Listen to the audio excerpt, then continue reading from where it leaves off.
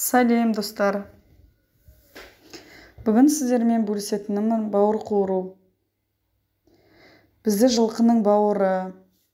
Бауырды жақсылап жуып алдым. Сыртындағы жұқа пленкасын көріп отырғандарыңыздай алып тастаймыз.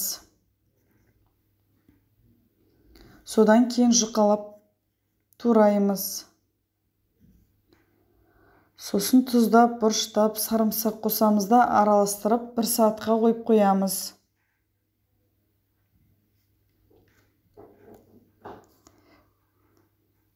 Міне енді 1 жұмыртқаны жарты стақан сүтке араластырып, үстіне аздап ұн сала отырып араластырамыз.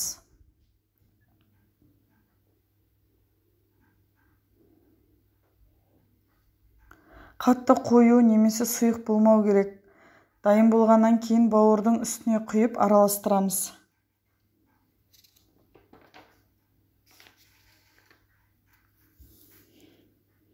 Табаға азғантай май құйып қыздырып аламыз. Май орташа отта қызғаннан кейін бауырды салып бір бетін 3 минуттай қуырып, екінші бетіне аударамыз.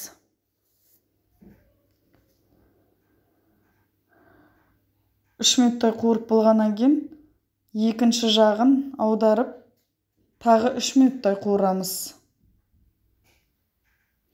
Сосын ыдысқа түсіріп алып, үстіне туралған жуадан салып, бетін жауып қоямыз. Бұқтырып қойғасын жұмсақ болып шығады. Осымен бауыр дайын болды. Өте дәмді болады. Жасап көріңіздер.